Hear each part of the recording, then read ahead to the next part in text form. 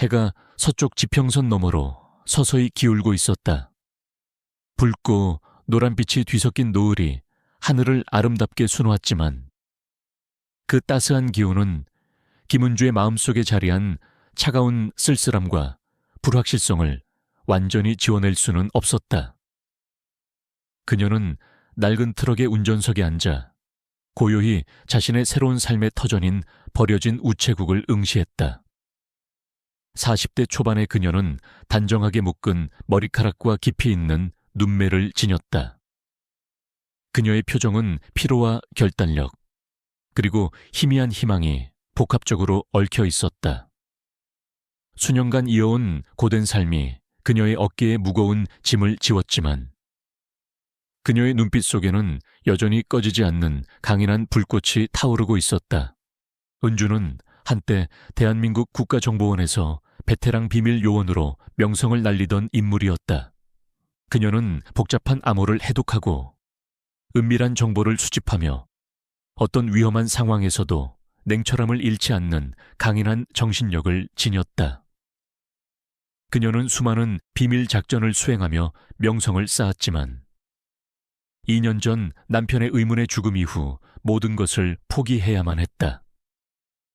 남편은 평범한 회사원이었지만 갑작스러운 사고로 사망했고 경찰은 단순 사고사로 결론 내렸다. 은주는 직감했다. 남편의 죽음은 단순한 사고가 아니라는 것을. 그녀는 진실을 파헤치려 했지만 거대한 벽에 부딪혔고 결국 모든 것을 잃었다.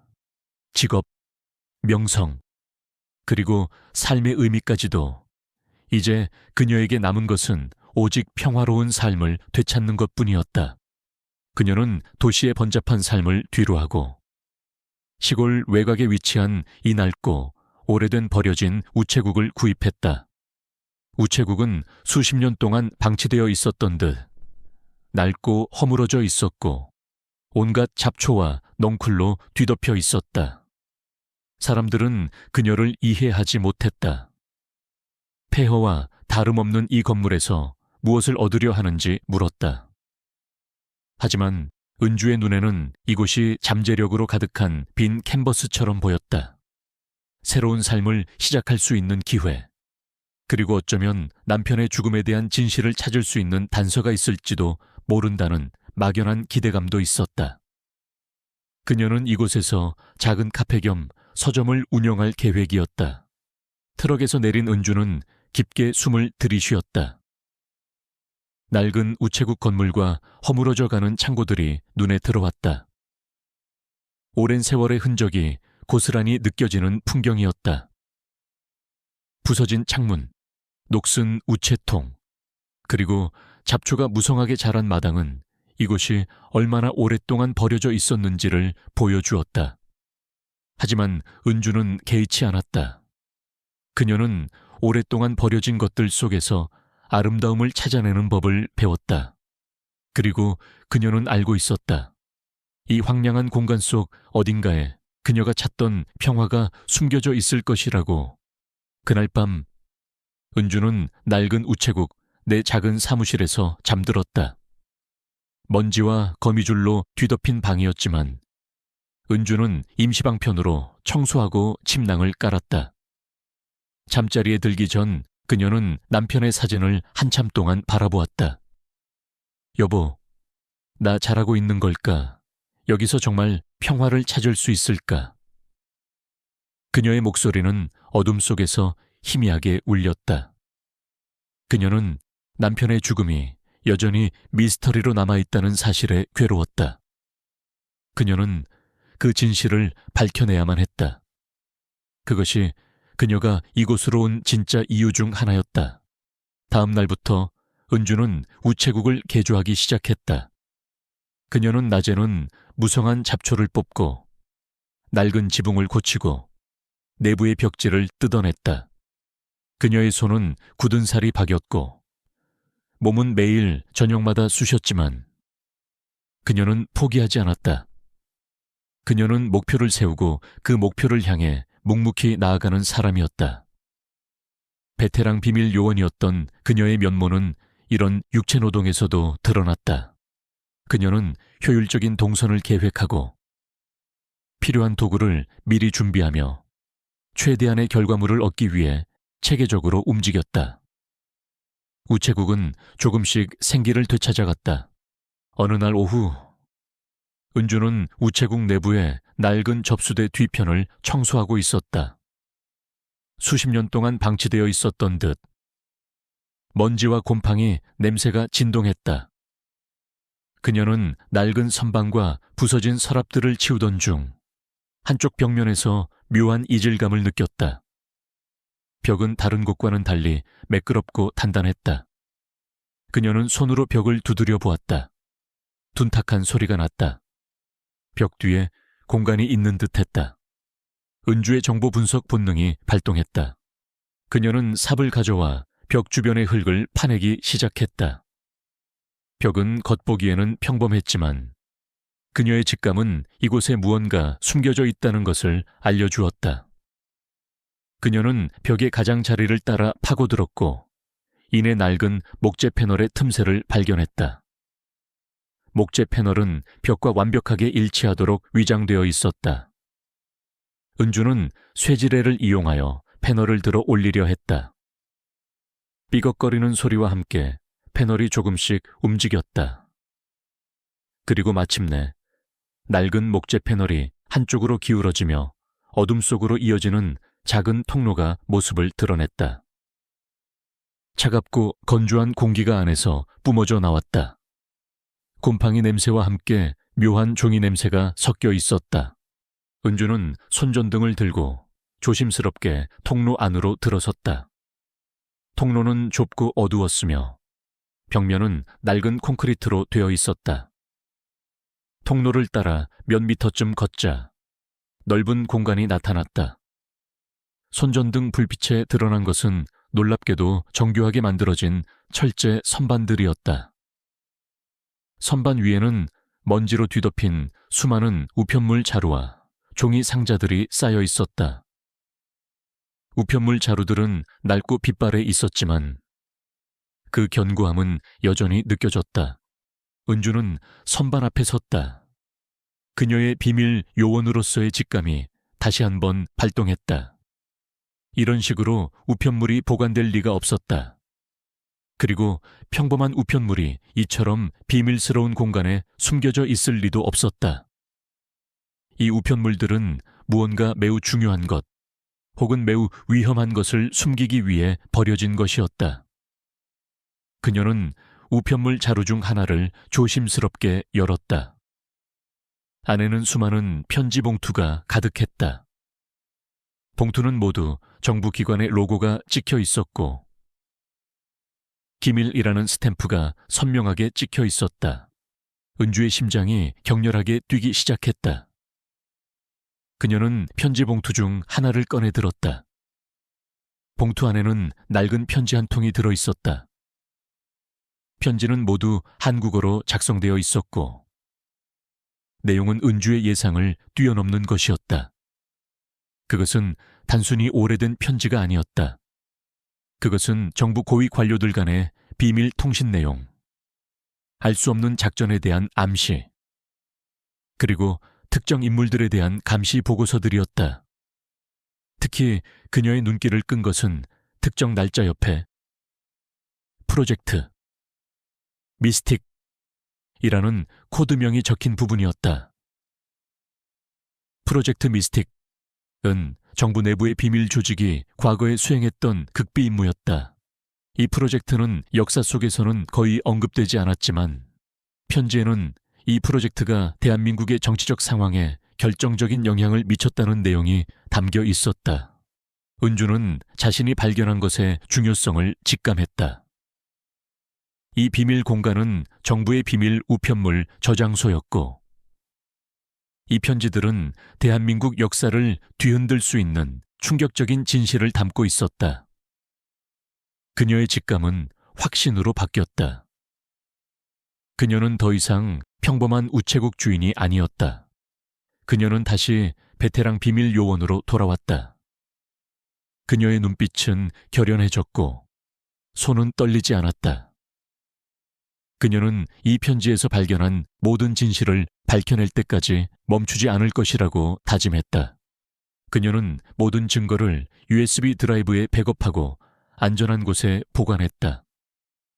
그녀는 이 모든 사실을 누구에게도 알리지 않기로 결정했다.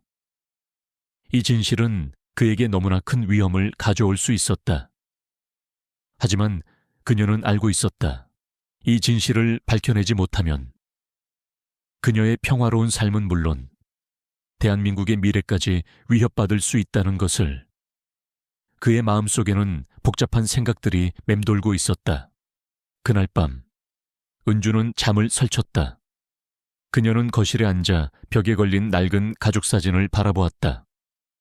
남편의 사진 속 웃는 얼굴을 보며 그녀는 다시 한번 결심을 다졌다. 그녀는 남편의 죽음이 이 모든 것과 관련되어 있을 것이라고 확신했다. 그녀는 진실을 밝혀내야 했다. 다음 날 아침 우체국 앞마당은 평소와 다른 분위기로 가득했다. 그녀의 낡은 트럭 옆에 낯선 차량들이 줄지어 들어서고 있었다. 검은색 고급 세단 여러 대와 함께 몇몇 특수 차량들도 보였다.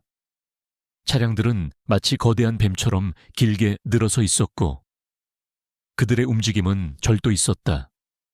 차량들은 모두 검은색이었고 창문은 선팅되어 있어 보이지 않았다. 가장 앞에 서 있던 리무진 차량의 뒷문이 열렸다. 그리고 한 남자가 차에서 내렸다. 그는 50대 중반의 노신사였지만 그의 걸음걸이는 힘찼고 그의 눈빛은 날카로웠다. 그는 완벽하게 재단된 고급 정장을 입고 있었으며 그의 주변에는 수행원들이 그림자처럼 따랐다. 그의 모습은 마치 영화 속 한 장면처럼 위압적이었다. 남자는 고개를 들어 은주를 바라보았다. 그의 시선은 은주의 얼굴에 닿자 은주의 눈빛은 순간적으로 흔들렸다. 그는 남자의 얼굴을 알아보았다. 그 남자는 바로 국가정보원의 총국장 박성훈이었다. 박성훈은 대한민국 정보기관에서 가장 강력한 영향력을 가진 인물이었으며 과거 은주의 직속 상관이었다. 그는 은주가 이 모든 것을 발견했다는 사실을 어떻게 알았을까? 박성훈 총국장은 은주의 앞에 섰다. 그의 얼굴에는 오랜만에 만난 옛 부하를 대하는 듯한 미묘한 미소가 번져 있었다. 하지만 그의 눈빛은 여전히 차갑고 계산적이었다. 김은주 요원. 오랜만이군. 이런 곳에서 다시 만나게 될 줄은 몰랐습니다. 그의 목소리는 낮고 무게감 있었지만 그 속에는 숨길 수 없는 오만함이 담겨 있었다. 그는 은주의 대답을 기다리지 않고 이미 모든 것을 결정한 듯 행동했다. 은주는 박성훈 총국장의 등장과 그의 알 수 없는 말에 혼란스러웠다. 그녀는 비밀 공간을 발견했다는 사실을 누구에게도 알리지 않았다. 그런데 박성훈 총국장은 어떻게 이 사실을 알았을까? 그리고 그는 왜 이렇게 급하게, 마치 비밀 우편물 저장소의 존재를 이미 알고 있었다는 듯이 찾아온 것일까? 은주는 직감했다. 박성훈 총국장의 방문은 단순한 우연이 아니었다. 그것은 은주가 발견한 비밀 우편물 저장소가 거대한 비밀의 핵심에 놓이게 된 것이라는 신호였다. 은주는 자신이 피할 수 없는 새로운 싸움에 휘말렸음을 직감했다. 김은주는 박성훈 총국장의 갑작스러운 등장에 휩싸인 충격 속에서 그를 응시했다.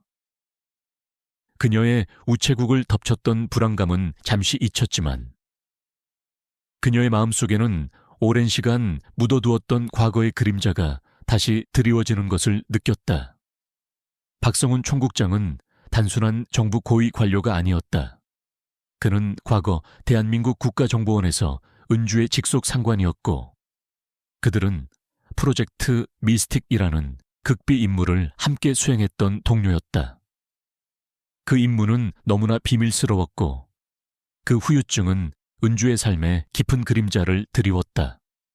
그녀는 그 임무에 대해 평생 입을 다물고 살아왔지만 박성훈 총국장의 등장은 그 잊고 싶었던 과거의 비밀을 다시 수면 위로 끌어올리는 신호탄이었다.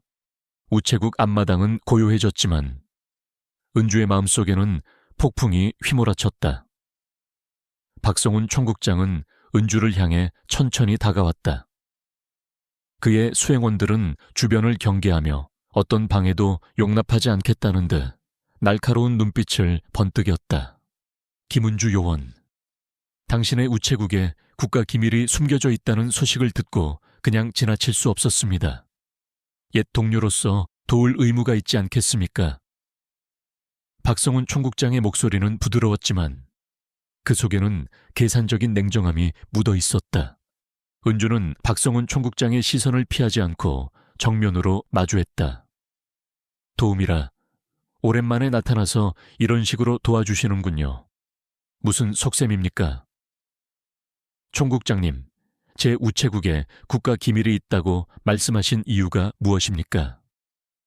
은주의 목소리는 차분했지만 그 속에는 의심과 경계심이 가득했다. 박성훈 총국장은 비릿한 미소를 지었다. 솔직히 말하자면 당신의 우체국 자체가 중요한 것은 아닙니다. 하지만 이 우체국 부지는 과거 프로젝트 미스틱 이라는 극비 임무와 관련된 중요한 장소입니다. 그리고 그 임무와 관련된 핵심 자료가 아직 이 어딘가에 숨겨져 있을 가능성이 높습니다. 프로젝트 미스틱, 그 이름이 은주의 뇌리에 다시 한번 스쳤다. 그것은 그녀가 박성훈과 함께 수행했던 바로 그 극비 임무의 코드네임이었다. 은주는 그 작전에 대한 모든 기록이 완벽하게 파기되었다고 알고 있었다. 그런데 핵심 자료가 이 우체국에 숨겨져 있다니. 그리고 박성훈 총국장은 어떻게 이 사실을 알았을까? 그것은 불가능합니다. 프로젝트 미스틱안 관련된 모든 자료는 완벽하게 파기되었습니다. 제가 직접 확인했습니다. 은주는 단호하게 말했다. 박성훈 총국장은 고개를 저었다. 모든 것이 파기되었다고 생각했겠지만 완벽하게 파기된 것은 아니었습니다. 당신은 당시 핵심 요원이었고 작전의 모든 것을 알고 있었습니다. 당신이 은퇴한 후에도 우리는 이 우체국 부지를 계속해서 주시해 왔습니다. 그리고 최근에 프로젝트 미스틱과 관련된 새로운 단서가 발견되었습니다. 그 단서가 이 우체국에 숨겨진 핵심 자료를 가리키고 있습니다. 은주는 박성훈 총국장의 말에 충격을 받았다. 그들이 자신을 감시하고 있었다니. 그리고 그들이 그토록 오랫동안 잊고 싶었던 과거의 그림자를 다시 불러내려 하고 있었다. 무슨 단서 말입니까? 그리고 그 핵심 자료가 무엇을 의미하는 겁니까? 박성훈 총국장은 은주의 눈을 똑바로 쳐다보며 말했다. 김은주 요원, 프로젝트 미스틱은 단순한 군사작전이 아니었습니다. 그것은 대한민국의 정치적 안정과 관련된 비밀 기술과 정보 조작의 핵심이었습니다. 그 작전의 핵심 자료는 당시 대한민국 정부의 가장 민감한 정보 중 하나이며 만약 외부로 유출된다면 국가적인 파장을 불러올 수 있습니다. 우리는 그 자료를 회수하여 국가 안보를 지켜야 합니다. 은주는 박성훈 총국장의 말을 듣고 경계심을 더욱 높였다. 그녀는 박성훈 총국장의 진정한 목적이 무엇인지 알 수 없었다. 그들이 그토록 오랫동안 숨겨온 비밀을 왜 지금에 와서야 드러내려 하는 것일까? 그리고 왜 하필 자신의 우체국에서 그 핵심 자료를 찾으려 하는 것일까? 은주는 박성훈 총국장이 단순히 국가 안보를 위한다는 명분 뒤에 다른 사적인 욕망을 숨기고 있을 것이라고 직감했다. 그래서 저에게 무엇을 원하십니까, 총국장님? 은주는 단도직입적으로 물었다. 박성훈 총국장은 옅은 미소를 지었다. 당신은 프로젝트 미스티가나에 대한 모든 것을 알고 있는 유일한 생존자입니다. 우리는 당신의 도움을 필요로 합니다. 당신이 핵심 자료를 찾는 것을 도와준다면 우리는 당신에게 원하는 모든 것을 제공하겠습니다.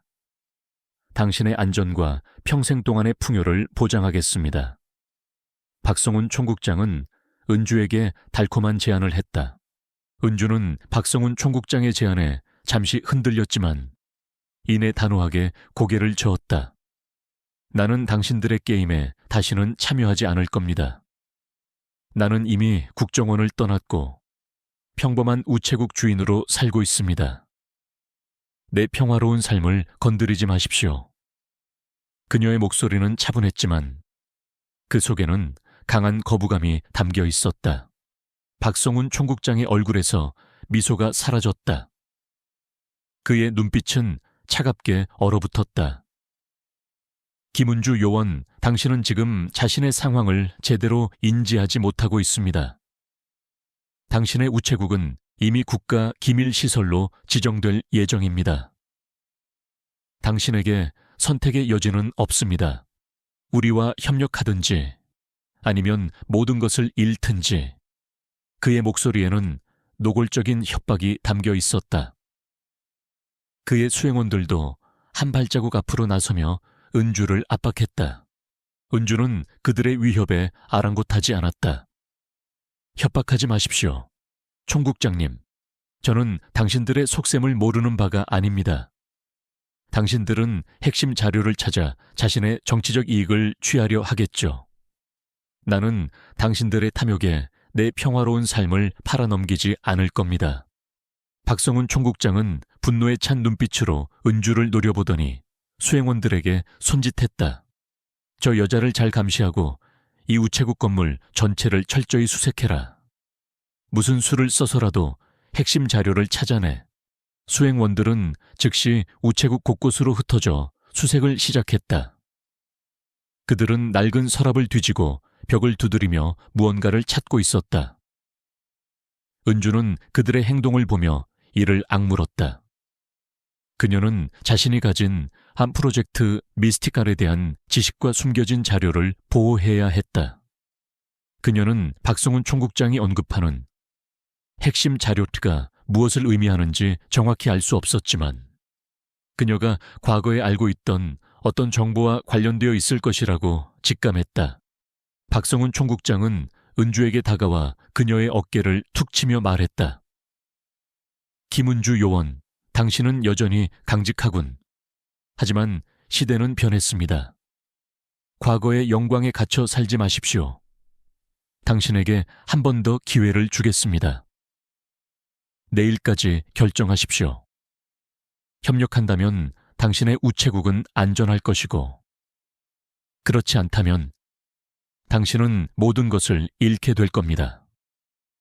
박성훈 총국장의 목소리는 차분했지만 그 속에는 섬뜩한 경고가 담겨 있었다. 그는 수행원들을 이끌고 우체국을 떠났다. 은주는 박성훈 총국장의 차량이 사라지는 뒷모습을 보며 깊은 한숨을 내쉬었다. 그녀는 몸의 곳곳에 멍이 들고 상처가 났지만 그녀의 마음속에는 더욱 복잡한 생각들이 맴돌았다. 그녀는 자신이 가진 프로젝트 미스틱안에 대한 비밀 정보가 무엇인지, 그리고 박성훈 총국장이 언급하는 핵심 자료지가 무엇을 의미하는지 반드시 밝혀내야 했다. 그녀의 오랜 비밀 요원으로서의 지식과 정보 분석 능력은 그에게 이 모든 것이 단순한 우연이 아님을 말해주고 있었다. 그녀는 자신이 이 거대한 음모의 소용돌이에 휘말려 들었다는 것을 직감했다. 그녀는 이제 피할 수 없는 새로운 싸움에 직면했다. 김은주는 우체국 지하 비밀 공간을 따라 숨겨진 방으로 향하는 길을 필사적으로 달렸다. 뒤에서는 박성훈 총국장의 수행원들이 그녀를 맹렬히 추격하고 있었다. 그들의 발소리가 점점 가까워져 왔지만 은주는 포기하지 않았다. 그녀의 몸은 지쳤지만 그녀의 의지는 강철처럼 단단했다. 그녀는 자신이 가진 프로젝트 미스틱들과 미발송 정부 편지의 핵심 자료를 반드시 세상에 알려야 했다. 그것은 그녀의 평화로운 삶을 지키고 박성훈 총국장과 같은 탐욕스러운 자들의 음모를 저지하는 유일한 방법이었다. 그녀는 낡은 우체국 건물 지하의 복잡한 통로를 이용하여 수행원들을 따돌리려 했다. 그녀는 과거 비밀 요원 훈련에서 익혔던 지형지물 활용법과 은밀 침투 기술을 총동원했다. 그녀는 좁은 통로를 기어가고 낡은 우편물 자루들 사이를 뛰어넘으며 그들의 시야에서 벗어났다.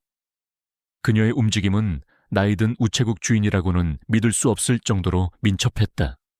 하지만 수행원들은 그 역시 고도로 훈련된 전문가들이었다. 그들은 은주의 뒤를 끈질기게 쫓아왔다. 총성이 울렸다. 은주의 등 뒤에서 날아온 총알이 벽에 박혔다. 그녀는 재빨리 몸을 숙여 총알을 피했다. 그녀는 자신이 위험에 처해 있다는 것을 알고 있었지만 두려워하지 않았다. 그녀의 마음속에는 오직 진실을 향한 강렬한 열망만이 가득했다. 은주는 지하 비밀 공간의 마지막 통로에 다다랐다. 그곳에는 낡은 철제 사다리가 놓여 있었고 사다리는 지상으로 이어지는 좁은 출구로 연결되어 있었다. 은주는 망설이지 않고 사다리를 타고 올라갔다. 뒤에서는 수행원들의 발소리가 더욱 가까워져 왔다. 그녀가 지상으로 올라서자 신선한 공기가 그녀의 폐를 가득 채웠다.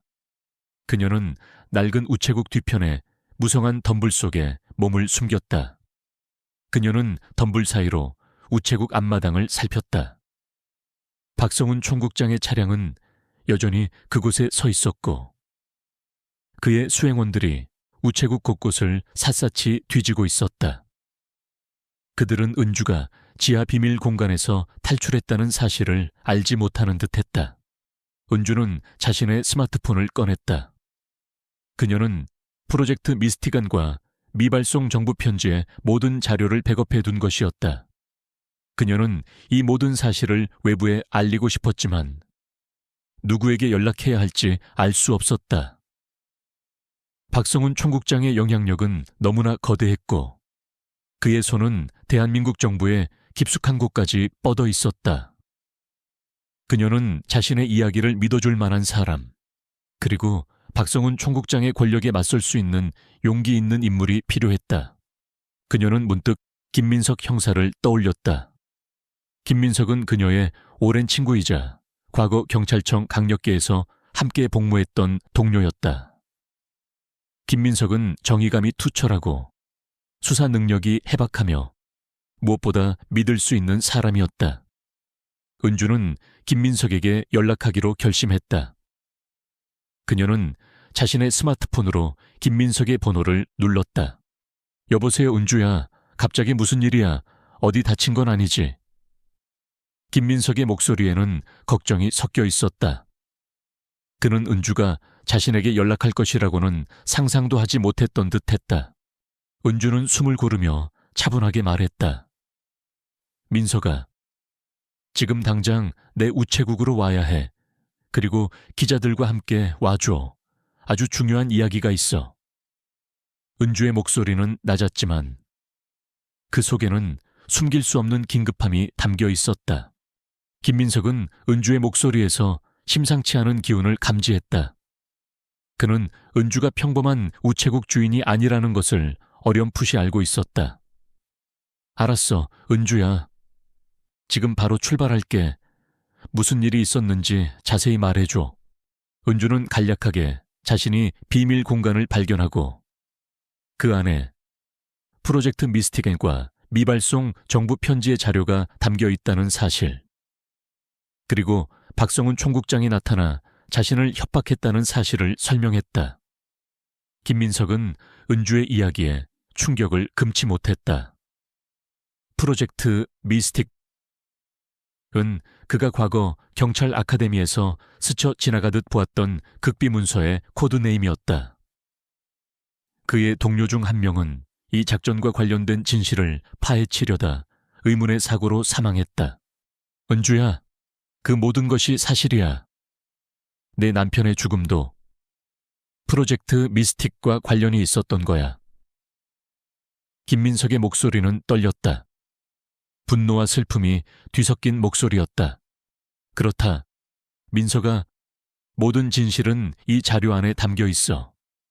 박성훈은 이 진실을 영원히 묻으려 했어. 하지만 나는 그들이 내 남편을 죽음으로 몰아넣고 이 모든 음모를 감추려 하는 것을 용납할 수 없어. 은주의 목소리는 단호했다. 김민석은 깊은 숨을 들이쉬었다. 그는 은주의 말을 믿었다. 그는 자신이 가진 모든 것을 걸고 이 싸움에 참여하기로 결심했다. 그는 은주에게 말했다. 알았어. 은주야, 내가 언론에 연락하고 가능한 모든 조치를 취할게. 하지만 네 안전이 최우선이야. 절대 혼자 움직이지 마. 은주는 김민석의 말에 고개를 끄덕였다. 그녀는 이제 혼자가 아니었다. 그녀는 덤불 속에 숨어 박성훈 총국장의 수행원들이 우체국 곳곳을 뒤지는 것을 지켜보았다. 그들은 여전히 지하 비밀 공간의 존재를 알지 못하는 듯했다. 은주는 김민석과 기자들이 도착할 때까지 시간을 벌어야 했다. 그녀는 수행원들의 움직임을 주시하며 자신의 다음 계획을 세웠다. 그녀는 자신이 가진 비밀 요원으로서의 능력을 총동원하여 박성훈 총국장과 그의 수행원들을 혼란시키고 시간을 지연시킬 방법을 찾았다. 그녀는 낡은 우편물 자루들과 버려진 장비들을 이용하여 그들을 유인하고 자신의 위치를 숨기며 그들을 따돌리려 했다. 어둠이 짙게 깔린 밤, 은주는 우체국 곳곳을 누비며 수행원들을 교란시켰다. 그녀는 낡은 우체통에 큰 소리로 종이를 던지거나 오래된 서랍에 불을 지르는 신용을 하며 그들의 주의를 분산시켰다. 수행원들은 은주의 예상치 못한 행동에 당황하며 혼란에 빠졌다. 그들은 평범한 우체국 주인이 이렇게 지능적으로 자신들을 괴롭힐 것이라고는 상상도 하지 못했던 듯 했다. 추격전은 밤새도록 이어졌다.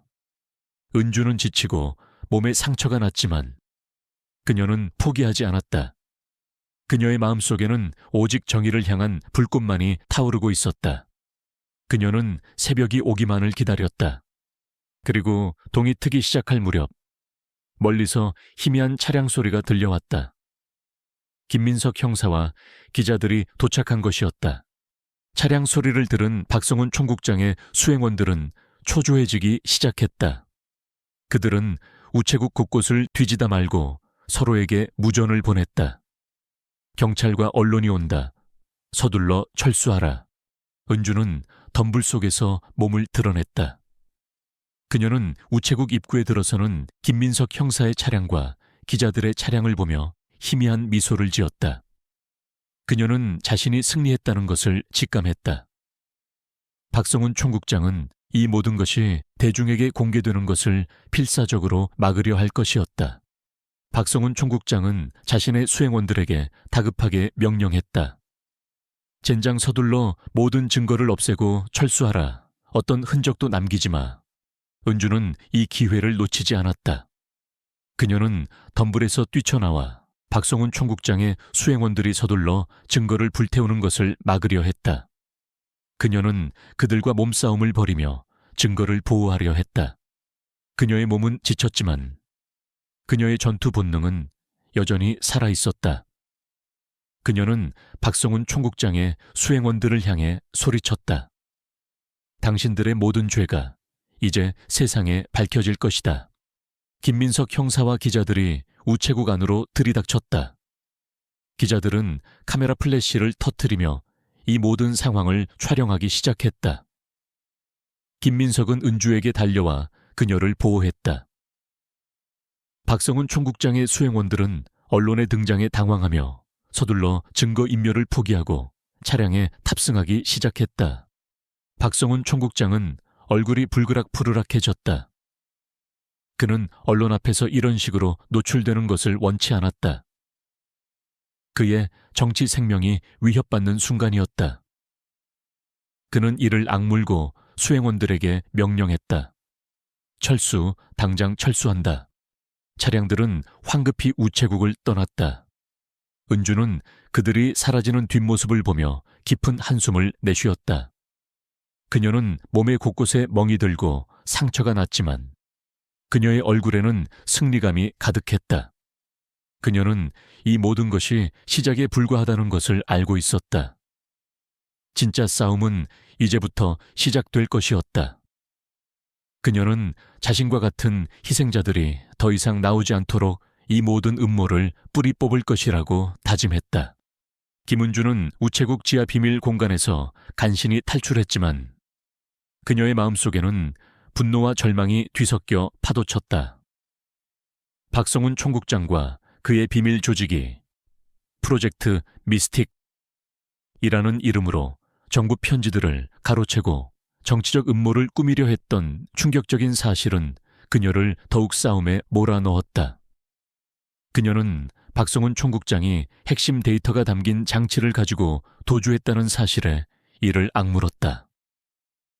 그 장치를 회수하지 못하면 그들은 다시 한번 음모를 꾸밀 것이 분명했다. 김민석 형사와 언론이 우체국에 도착했지만 이미 박성훈 총국장 일당은 흔적도 없이 사라진 뒤였다.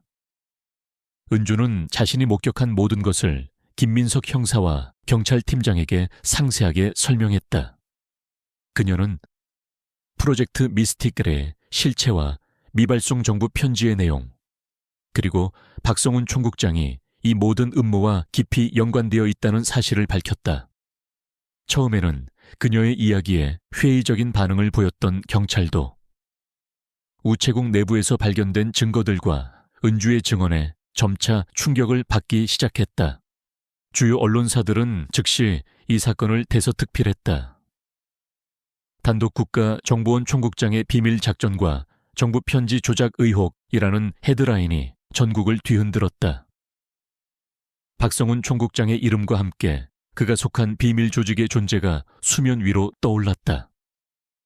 국민들은 상상조차 할 수 없었던 진실에 경악했고 정부와 사법기관에 철저한 수사를 요구하는 목소리가 높아졌다. 하지만 박성훈 총국장과 그의 배후 세력은 상상 이상으로 강력했다. 그들은 깊숙이 뿌리내린 인맥과 막대한 권력을 동원하여 수사를 방해하고 진실을 은폐하려 했다. 검찰과 경찰의 수사는 더디게 진행되었고 정부와 사법기관 내부에서도 알 수 없는 압력이 작용하는 듯했다. 박성훈 총국장은 모든 혐의를 부인하며 언론 플레이를 통해 자신을 방어하려 했고 그를 지지하는 세력들은 조직적으로 여론을 조작했다. 거대한 그림자가 다시금 진실을 덮으려 하고 있었다. 은주는 답답함을 느꼈다. 그들은 시간을 벌고 있었다. 그리고 그 시간은 그녀에게 불리하게 작용할 터였다. 그녀는 가만히 앉아서 기다릴 수 없었다. 그녀는 직접 행동해야 한다고 판단했다. 그녀의 목표는 박성훈 총국장이 가져간 핵심 데이터가 담긴 장치를 회수하고 박성훈 총국장과 그의 배후 세력의 봉오지를 찾아내 그들의 모든 음모를 뿌리 뽑는 것이었다. 그녀는 우체국 지하 비밀 공간으로 돌아왔다. 그녀는 미발송 정부 편지와 그 안에 담겨있던 모든 자료, 그리고 프로젝트 미스틱 관련 서류들을 다시 한번 심층적으로 분석하기 시작했다. 그녀는 박성훈 총국장의 통신 기록과 재정 흐름, 그리고 그의 개인적인 관계망을 파고들며 그의 최종 목적과 숨겨진 봉오지의 정체를 알아내려 했다. 그녀의 눈은 수많은 암호화된 코드와 복잡한 데이터 사이를 빠르게 움직였다. 그녀는 베테랑 비밀 요원으로서의 모든 능력과 정보 분석가로서의 경험을 총동원하여 숨겨진 의미를 파헤쳤다. 며칠 밤낮으로 이어진 분석 끝에 은주는 충격적인 사실을 밝혀냈다. 프로젝트 미스틱탈은 단순히 정부 편지 조작과 정치 공작이 아니었다. 그들은 대한민국의 정치 시스템을 완전히 장악하고 주요 선거 결과를 자신들이 원하는 대로 조종하여 장기 집권을 꾀하려는 거대한 음모였다. 그리고 이 모든 것을 가능하게 하는 마스터 서버 말과 수도권 외곽의 겉으로는 평범해 보이는 재단 건물 지하 깊숙한 곳에 숨겨져 있다는 사실을 알아냈다. 이 건물은 박성훈 총국장의 핵심 측근인 정우성 이사장이 소유한 거대 재단의 본사였다. 이 건물은 외부에는 자선재단으로 알려져 있었지만 실제로는 박성훈 총국장과 그의 비밀 조직의 봉어지이자 정치 시스템 조작 사체 중앙 제어실이었던 것이다. 더욱 충격적인 것은 정치 시스템 조작음의 실행을 위한 핵심 알고리즘, 이 정우성 이사장의 개인 금고에 보관되어 있다는 사실이었다. 이 알고리즘은 대한민국의 모든 선거 시스템과 여론 형성 시스템을 완벽하게 통제하고 조작할 수 있는 핵심 프로그램이었다. 이 알고리즘을 파괴하지 못하면 박성훈 총국장과 그의 세력은 언제든 다시 정치 시스템 조작들을 재가동하여 자신들의 음모를 실행할 수 있었다. 은주는 김민석 형사에게 자신의 발견을 알렸다. 김민석은 정우성 이사장과 그의 재단의 이름에 경악을 금치 못했다. 은주야, 이건 상상 이상의 음모야. 대한민국 정치를 조종하고 선거 결과를 뒤바꾸려 했다니. 그리고 그 봉오지가 수도권 외곽에 있다니. 그는 은주의 안전을 극도로 염려했다. 알아?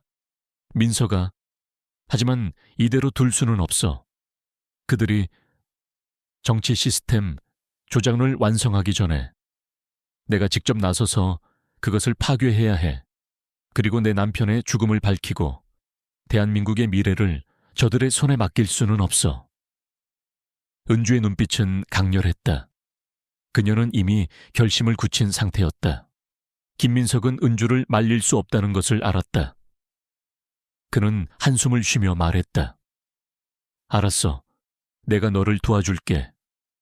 내가 가진 모든 인맥을 동원해서 대검찰청 특수수사부와 국정원에 이 모든 정보를 알릴 거야. 그들이 더 이상 진실을 외면할 수 없도록 할 거야. 은주는 김민석의 제안에 동의했다. 그녀는 자신의 안전을 위해 우체국을 이웃에게 잠시 맡겨두고 그날 밤 몰래 수도권 외곽으로 향했다. 그녀는 평범한 시민으로 위장하고 최대한 눈에 띄지 않으려 노력했다. 그녀는 이제 더 이상 단순한 개인이 아니었다. 그녀는 대한민국의 미래를 지키기 위해 거대한 음모에 맞서 싸우는 그림자 속의 전사였다. 수도권 외곽의 밤은 고요했지만 정우성 재단 건물은 그 고요함 속에서도 음산한 기운을 풍기고 있었다.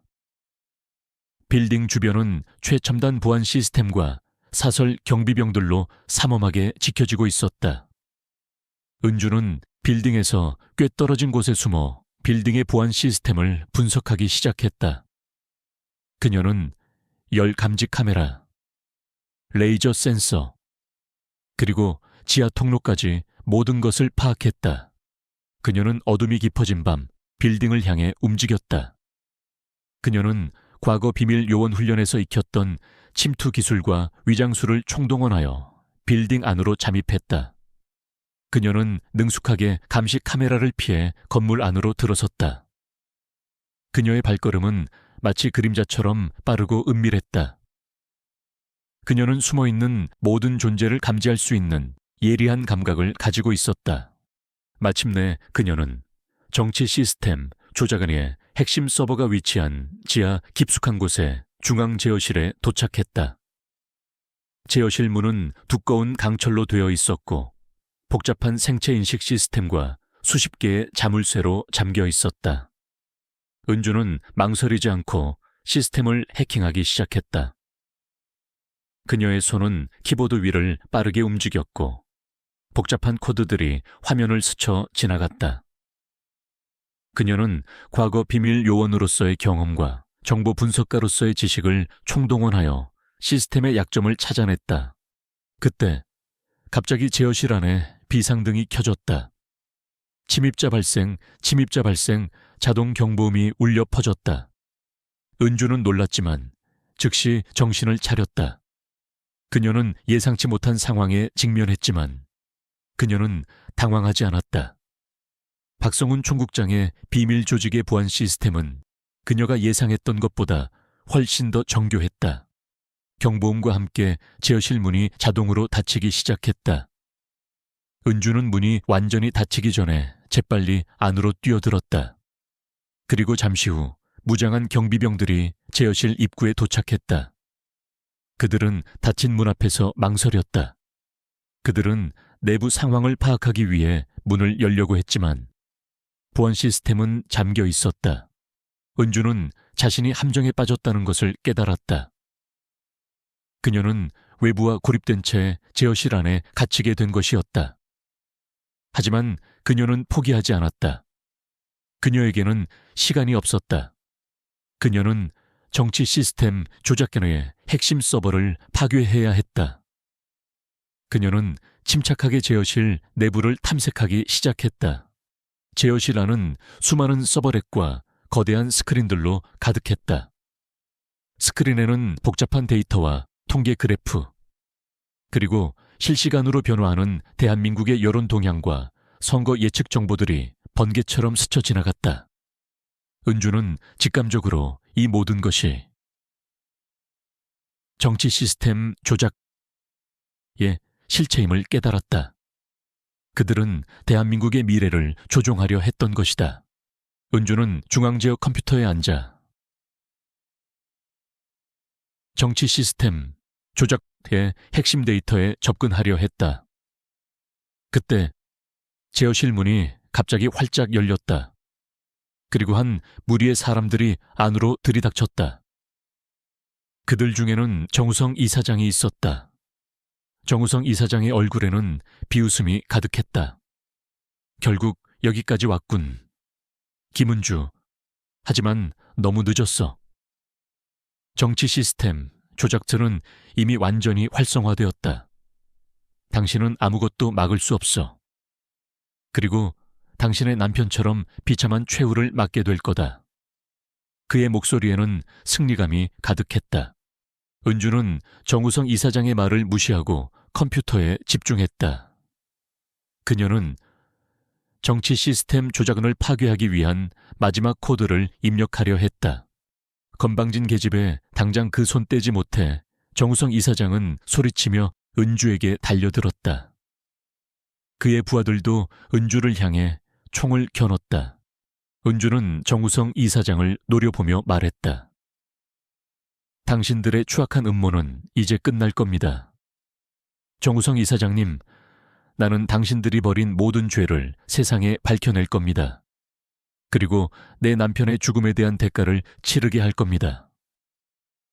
그녀의 목소리는 단호했지만 그 속에는 강렬한 분노가 담겨 있었다. 정우성 이사장은 비릿하게 웃으며 권총을 꺼내 은주에게 겨눴다. 후회하게 될 거다. 그 순간 제어실 밖에서 희미한 사이렌 소리가 들려왔다. 대검찰청 특수수사부 차량의 사이렌 소리였다. 김민석 형사가 약속대로 대검찰청 특수수사부와 국정원에 연락을 취했던 것이었다. 정우성 이사장의 얼굴이 일그러졌다. 그는 예상치 못한 상황에 당황한 기색이 역력했다. 젠장 서둘러 시스템을 파괴하고 철수해 정우성 이사장은 초조하게 소리쳤다. 그의 부하들은 제어실 내부의 서버들을 파괴하기 시작했다. 은주는 이 기회를 놓치지 않았다. 그녀는 정우성 이사장이 사이렌 소리에 정신이 팔린 틈을 타 재빨리 몸을 움직였다. 그녀는 비밀 요원 훈련에서 익혔던 격투 기술을 총동원하여 정우성 이사장에게 달려들었다. 그녀는 그의 권총을 빼앗고 그를 제압하려 했다. 격렬한 몸싸움이 벌어졌다. 은주와 정우성 이사장이 몸싸움을 벌이는 동안 대검찰청 특수수사부 요원들이 제어실 안으로 들이닥쳤다. 그들은 즉시 정우성 이사장의 부하들과 교전을 시작했다. 총성이 난무하고 섬광탄이 터졌다. 혼란 속에서 은주는 마지막까지 정치 시스템 조작 다크 아래 핵심 서버를 향해 손을 뻗었다. 그녀는 시스템을 완전히 파괴해야 했다. 그녀의 손가락이 마지막 키를 누르자 정치 시스템 조작. 전체가 거대한 폭발음과 함께 연기를 뿜어내며 무력화되기 시작했다. 정우성 이사장은 절규했다. 안 돼, 내 평생의 역작이. 그는 은주에게 달려들었지만 대검찰청 특수수사부 요원들에게 제압되었다. 제어실 안에는 거대한 폭발음이 울려 퍼졌지만 은주는 그 소리에 아랑곳하지 않았다. 그녀는 시스템이 완전히 파괴되는 것을 확인하고 나서야 고개를 들었다. 그녀의 몸은 지치고 상처투성이었지만 그녀의 얼굴에는 깊은 안도감과 함께 환한 미소가 번졌다. 그녀는 마침내 모든 것을 끝낸 것이다. 그녀는 박성훈 총국장과 그의 비밀 조직이 꾸민 정치 시스템 조작이라는 거대한 음모를 막아낸 것이다. 그리고 남편의 억울함을 풀어줄 결정적인 증거를 확보했다. 그녀는 김민석 형사와 대검찰청 특수수사부 요원들의 부축을 받으며 빌딩을 나왔다. 동이 트는 수도권 외곽의 하늘 아래 그녀는 승리의 미소를 지었다. 그녀의 길고 험난했던 싸움은 마침내 끝을 향해 가고 있었다. 그녀는 정의가 승리할 것이라는 확신을 가졌다. 김은주는 수도권 외곽의 정우성 재단 건물 지하 깊숙한 곳에서 정치 시스템 조작 파츠의 핵심 서버를 파괴한 후 병원으로 옮겨져 치료를 받았다. 그녀의 몸은 만신창이가 되었지만 그녀의 눈빛은 그 어느 때보다 밝게 빛나고 있었다. 그녀는 마침내 남편의 죽음에 얽힌 진실을 밝혀내고 박성훈 총국장과 그의 비밀 조직이 꾸민 거대한 음모를 저지하는 데 성공한 것이다. 김민석 형사와 대검찰청 특수수사부 그리고 국정원은 그녀가 확보한 결정적인 증거들을 토대로 박성훈 총국장과 정우성 이사장 그리고 그 배후에 숨겨진 거대한 부패 네트워크에 대한 대대적인 수사에 착수했다. 언론은 이 사건을 대한민국을 뒤흔든 세기적인 음모 사건으로 대서특필하며 정치 시스템 조작의 충격적인 실체와 박성훈 총국장의 비밀 조직의 존재를 전국에 알렸다.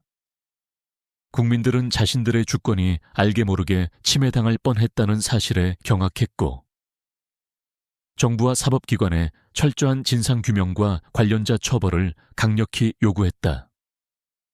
은주는 다시 한번 국민적 영웅으로 떠올랐지만 그녀는 더 이상 스포트라이트를 원치 않았다. 그녀는 오직 평범한 삶으로 돌아가고 싶었다. 하지만 박성훈 총국장과 그의 배후 세력은 그렇게 쉽게 무너지지 않았다. 그들은 깊숙이 뿌리내린 인맥과 막대한 권력을 동원하여 수사를 방해하고 진실을 은폐하려 했다. 검찰과 경찰의 수사는 난항을 겪었고 정부와 사법기관 내부에서도 알 수 없는 압력이 작용하는 듯했다. 박성훈 총국장은 구속되었지만 그의 배후 세력은 여전히 건재했으며 그들은 은주를 향한 보복을 준비하고 있었다. 은주는 답답함을 느꼈다. 그들은 시간을 벌고 있었다. 그리고 그 시간은 그녀에게 불리하게 작용할 터였다. 그녀는 가만히 앉아서 기다릴 수 없었다. 그녀는 직접 행동해야 한다고 판단했다.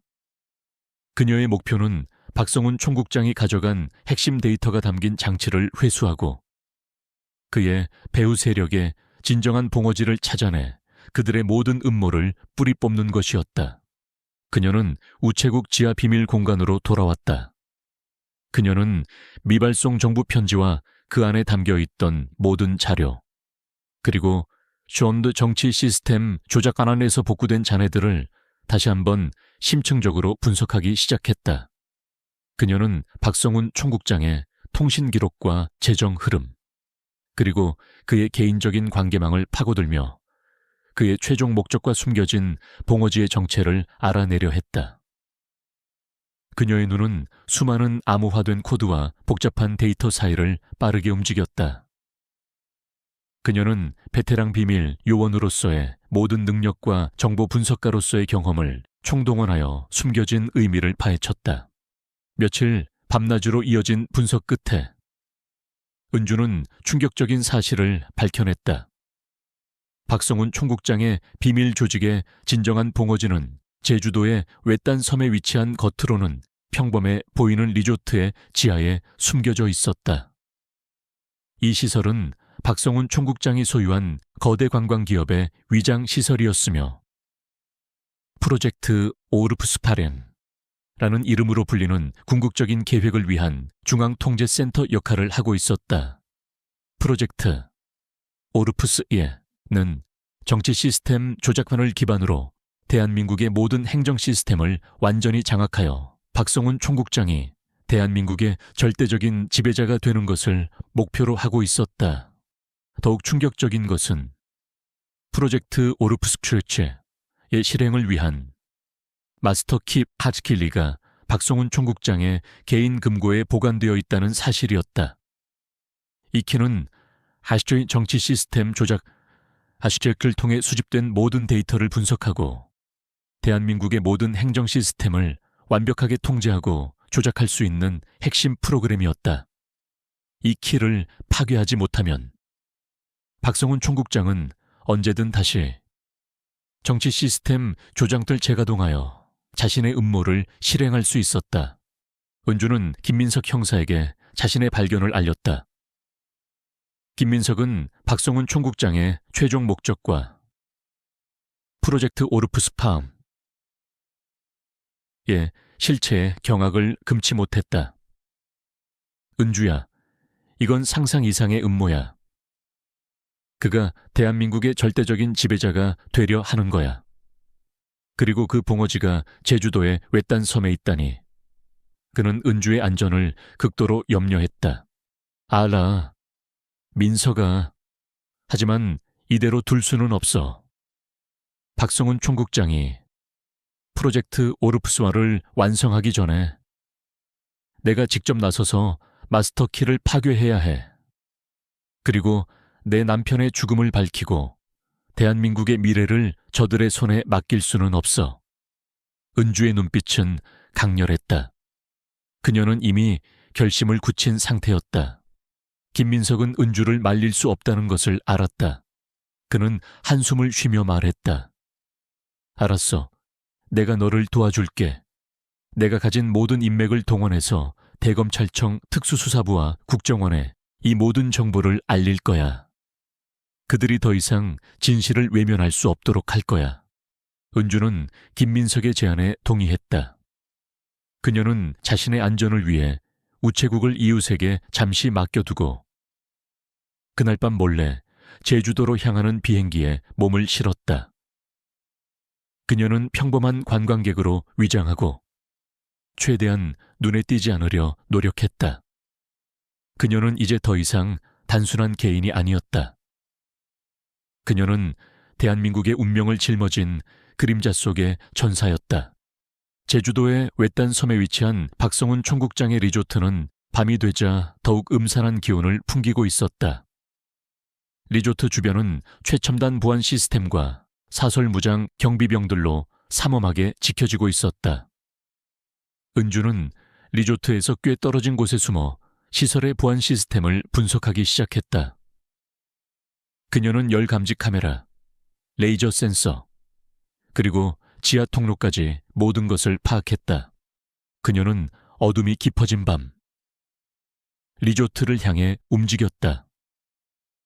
그녀는 과거 비밀 요원 훈련에서 익혔던 침투 기술과 위장술을 총동원하여 리조트 안으로 잠입했다. 그녀는 능숙하게 감시 카메라를 피해 건물 안으로 들어섰다. 그녀의 발걸음은 마치 그림자처럼 빠르고 은밀했다. 그녀는 숨어있는 모든 존재를 감지할 수 있는 예리한 감각을 가지고 있었다. 마침내 그녀는 프로젝트 오르프스의 중앙통제센터이자 마스터 키야마랄가 보관된 박성훈 총국장의 개인 금고실에 도착했다. 금고실 문은 두꺼운 티타늄 합금으로 되어 있었고 복잡한 생체인식 시스템과 수십 개의 자물쇠로 잠겨 있었다. 은주는 망설이지 않고 시스템을 해킹하기 시작했다. 그녀의 손은 키보드 위를 빠르게 움직였고 복잡한 코드들이 화면을 스쳐 지나갔다.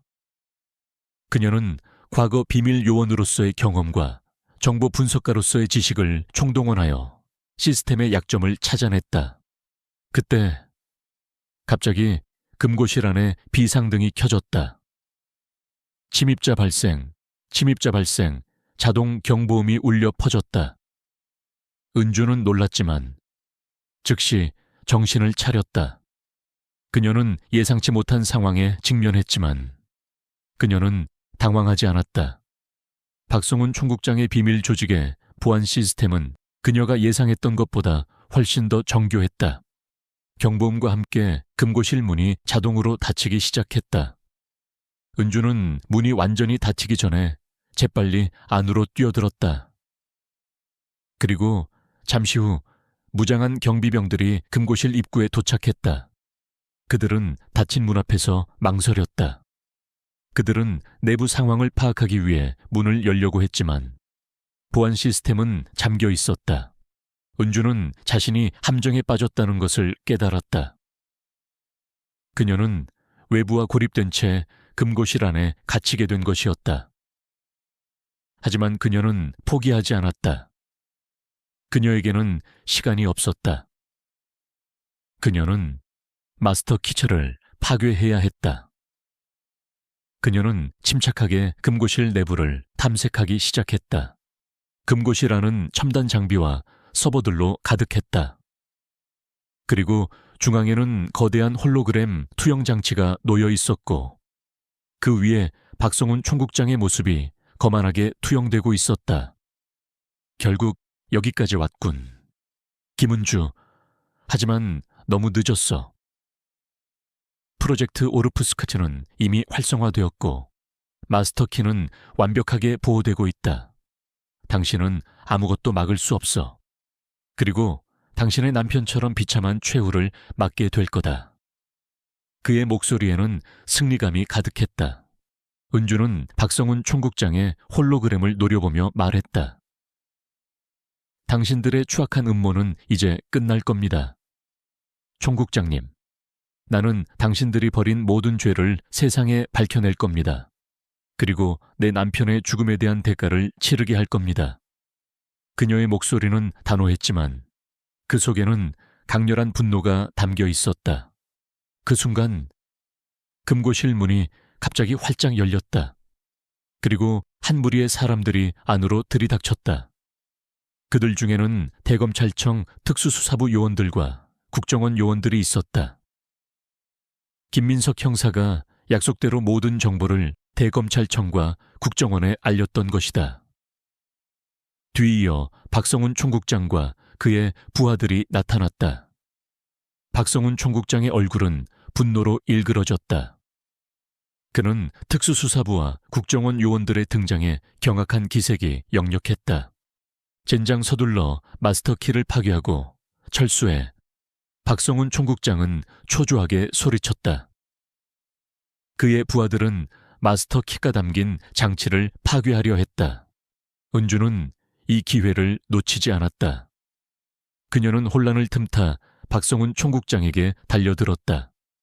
그녀는 그의 움직임을 예측하고 그가 가지고 있던 마스터키를 빼앗으려 했다. 격렬한 몸싸움이 벌어졌다. 은주와 박성훈 총국장이 몸싸움을 벌이는 동안 대검찰청 특수수사부 요원들과 국정원 요원들이 금고실 안으로 들이닥쳤다. 그들은 즉시 박성훈 총국장의 부하들과 교전을 시작했다. 총성이 난무하고 섬광탄이 터졌다.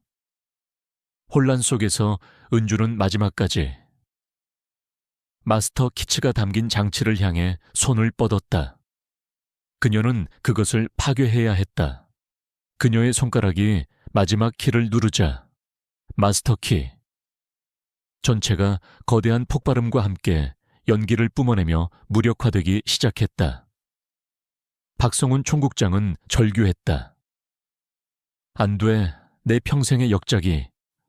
그는 은주에게 달려들었지만 대검찰청 특수수사부 요원들에게 제압되었다. 금고실 안에는 거대한 폭발음이 울려 퍼졌지만 은주는 그 소리에 아랑곳하지 않았다. 그녀는 시스템이 완전히 파괴되는 것을 확인하고 나서야 고개를 들었다.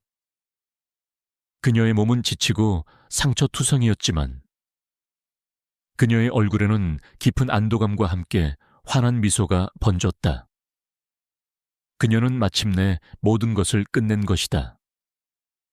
그녀는 박성훈 총국장의 비밀 조직과 프로젝트 오르푸스라는 거대한 음모를 막아낸 것이다. 그리고 남편의 억울함을 풀어줄 결정적인 증거를 확보했다. 그녀는 김민석 형사와 대검찰청 특수수사부 요원들의 부축을 받으며 리조트를 나왔다. 동이 트는 제주도의 하늘 아래 그녀는 승리의 미소를 지었다. 그녀의 길고 험난했던 싸움은 마침내 끝을 향해 가고 있었다. 그녀는 정의가 승리할 것이라는 확신을 가졌다. 제주도의 외딴 섬에 위치한 박성훈 총국장의 리조트 지하 깊숙한 곳에서 마스터 키람피를 파괴한 김은주는 더 이상 평범한 우체국 주인이 아니었다. 그녀의 용기 있는 행동은 박성훈 총국장과 그의 비밀 조직이 꾸민 거대한 음모를 최종적으로 저지했고 그녀는 순식간에 대한민국의 주권과 미래를 수호한 국민적 영웅으로 떠올랐다. 대검찰청 특수수사부와 국정원은 은주가 확보한 결정적인 증거들을 토대로 박성훈 총국장과 정우성 이사장 그리고 그 배후에 숨겨진 거대한 부패 네트워크에 대한 대대적인 수사에 착수했다. 언론은 연일 특종을 쏟아냈고 국민들은 진실이 밝혀지는 과정에 뜨거운 관심을 보였다. 은주는 병원에서 회복 후 조용히 고향의 우체국으로 돌아왔다. 그녀는 쏟아지는 언론의 인터뷰 요청과 국민들의 뜨거운 성원에 감사했지만 더 이상 스포트라이트를 원치 않았다. 그녀의 몸은 여전히 상처투성이었지만 그녀의 마음은 그 어느 때보다 평화로웠다. 오랜 시간 그녀를 짓눌렀던 남편의 죽음과 불의의 그림자에서 완전히 벗어난 것이다. 이제 그녀에게 남은 것은 자신의 우체국을 가꾸고 평범하고 조용한 삶을 살아가는 것이었다. 김민석 형사는 은주의 법률 대리인으로서 박성훈 총국장을 비롯한 프로젝트 오르푸스에 관련자들의 재판을 진행했다. 은주가 확보한 마스터 키트의 잔해에서 복구된 증거들과 그녀가 우체국 지하 비밀 공간에서 찾아낸 미발송 정부 편지의 기록, 그리고 그녀의 증언은 그들의 죄를 명명백백하게 드러냈다. 특히 정치 시스템 조작들을 통해 대한민국의 경제 시스템과 정치 시스템을 완전히 장악하려 했던 박성훈 총국장의 궁극적인 계획이 공개되자 국민들의 분노는 극에 달했다. 대한민국의 주권과 미래를 위협했던 이들의 만행은 역사에 길이 남을 오점으로 기록되었다. 재판은 세간의 이목이 집중된 가운데 진행되었다. 박성훈 총국장과 정우성 이사장, 그리고 그의 핵심 부하들은 모두 법정에 섰다. 그들은 자신들의 죄를 부인하며 교묘하게 법망을 피하려 했지만 은주의 증언과 확보된 증거들은 그들의 변명을 무력화시켰다. 은주는 증인으로 출석하여 담담하지만 단호한 목소리로 자신이 겪었던 모든 일과 밝혀낸 진실을 증언했다. 그녀의 증언은 법정을 숙연하게 만들었고 방청석에 앉아있던 많은 사람들은 그녀의 용기에 감탄했다. 박성훈 총국장과 정우성 이사장은 은주의 증언에 분노했지만 그녀의 흔들림 없는 눈빛을 피했다. 그들은 더 이상 과거의 위압적인 모습이 아니었다. 그들은 초라하고 비참한 피고인일 뿐이었다. 결국 박성훈 총국장을 포함한 프로젝트 오르푸스 관련자들은 모두 유죄 판결을 받았다. 박성훈 총국장은 국가 시스템 조작 음모, 선거 조작, 비자금 조성, 그리고 직권 남용 등 모든 혐의에 대해 유죄를 선고받고 최고형에 처해졌다. 정우성 이사장과 다른 연루자들 또한 중형을 선고받았다. 정의가 승리하는 순간이었다. 법정 안팎에서는 환호성이 터져 나왔다. 국민들은 오랜만에 정의가 살아있음을 느끼며 환영했다. 재판이 끝난 후 은주는 김민석 형사와 함께 법원과의 연락을 끊고 조용히 집으로 향했다. 그녀는 쏟아지는 기자들의 질문에 짧게 감사 인사를 전하고 자신의 우체국으로 발걸음을 재촉했다. 그녀의 표정은 담담했지만 그녀의 마음속에는 깊은 안도감과 함께 새로운 시작에 대한 희망이 차올랐다. 이것은 제 남편의 명예를 회복하고 대한민국의 진실을 되찾고 모든 희생자들을 위한 정의의 실현입니다. 그리고 저는 이 진실이 밝혀지기까지 저를 도와주신 모든 분들께 감사드립니다. 이제 저는 평범한 삶을 시작하고 싶습니다. 그녀의 발언은 전 국민에게 깊은 감동을 주었다. 그녀는 복수심에 사로잡힌 여인이 아니라 진정한 정의와 평화를 추구하는 용기 있는 여성이었다. 그녀는 더 이상 언론의 관심을 받지 않고자 했고 국민들도 그녀의 뜻을 존중해 주었다. 그녀의 이야기는 이제 역사 속에 기록될 것이었지만 그녀의 삶은 이제 막 새로운 장을 열고 있었다. 은주는 자신의 우체국으로 돌아왔다. 우체국은 이제 더욱 평화롭고 아름다운 곳이 되었다. 그녀는 우체국 지하의 비밀 공간을 정비하여 자신의 작업실로 만들었다. 그곳에서 그녀는 과거의 경험을 살려 지역 주민들을 위한 작은 법률 자문과 정보 분석 봉사를 시작했다. 그녀의 소박한 삶은 오히려 많은 사람들에게 귀감이 되었고 그녀의 우체국은 진정한 평화와 희망의 상징이 되었다. 시간이 흘러 프로젝트 오르푸스 사건은 대한민국 역사에 기록될 중요한 사건이 되었다. 그리고 김은주의 이름은 그 사건의 진실을 밝혀낸 상징적인 인물이 되었다. 그녀는 다시 한번 평범한 삶으로 돌아왔지만 그녀의 내면은 그 어느 때보다 강인하고 단단해져 있었다. 그녀는 남편을 위해 모든 것을 걸고 싸웠으며 그 과정에서 진정한 자신을 발견했다. 그녀는 이제 더 이상 과거의 그림자에 갇히지 않았다. 어느 맑은 날 오후 은주는 우체국 앞마당에 작은 화단에 앉아 있었다. 따스한 햇살이 그녀의 얼굴을 비췄다. 화단에는 꽃들이 만개했고 새들이 지저귀는 소리가 들렸다. 멀리서 불어오는 바람에 나무잎들이 살랑거렸다. 여보, 저 잘 해냈죠. 당신의 희생이 헛되지 않았다는 것을 보여드렸습니다. 은주는 하늘을 올려다보며 희미한 미소를 지었다. 그녀의 눈가에는 잔잔한 미소가 번졌다. 그것은 더 이상 슬픔이나 분노의 미소가 아니었다. 그것은 진정한 평화와 행복을 찾은 자의 미소였다.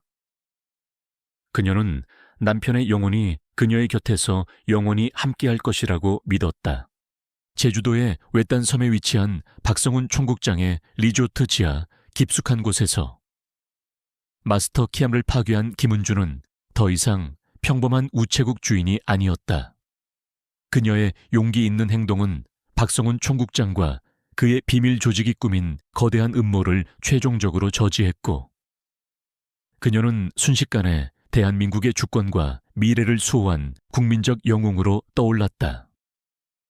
대검찰청 특수수사부와 국정원은 은주가 확보한 결정적인 증거들을 토대로 박성훈 총국장과 정우성 이사장 그리고 그 배후에 숨겨진 거대한 부패 네트워크에 대한 대대적인 수사에 착수했다. 언론은 연일 특종을 쏟아냈고 국민들은 진실이 밝혀지는 과정에 뜨거운 관심을 보였다.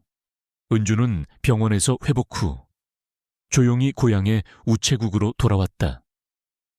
그녀는 쏟아지는 언론의 인터뷰 요청과 국민들의 뜨거운 성원에 감사했지만 더 이상 스포트라이트를 원치 않았다.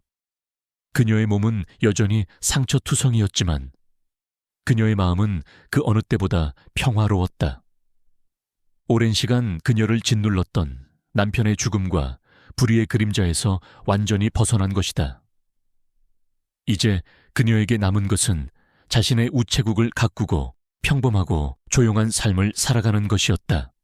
김민석 형사는 은주의 법률 대리인으로서 박성훈 총국장을 비롯한 프로젝트 오르푸스 관련자들의 재판을 진행했다. 은주가 확보한 마스터 키아투의 잔해에서 복구된 증거들과 그녀가 우체국 지하 비밀 공간에서 찾아낸 미발송 정부 편지의 기록, 그리고 그녀의 증언은 그들의 죄를 명명백백하게 드러냈다. 특히 정치 시스템 조작 탈을 통해 대한민국의 경제 시스템과 정치 시스템을 완전히 장악하려 했던 박성훈 총국장의 궁극적인 계획이 공개되자 국민들의 분노는 극에 달했다. 대한민국의 주권과 미래를 위협했던 이들의 만행은 역사의 길이 남을 오점으로 기록되었다. 재판은 세간의 이목이 집중된 가운데 진행되었다. 박성훈 총국장과 정우성 이사장, 그리고 그의 핵심 부하들은 모두 법정에 섰다. 그들은 자신들의 죄를 부인하며 교묘하게 법망을 피하려 했지만 은주의 증언과 확보된 증거들은 그들의 변명을 무력화시켰다. 은주는 증인으로 출석하여 담담하지만 단호한 목소리로 자신이 겪었던 모든 일과 밝혀낸 진실을 증언했다.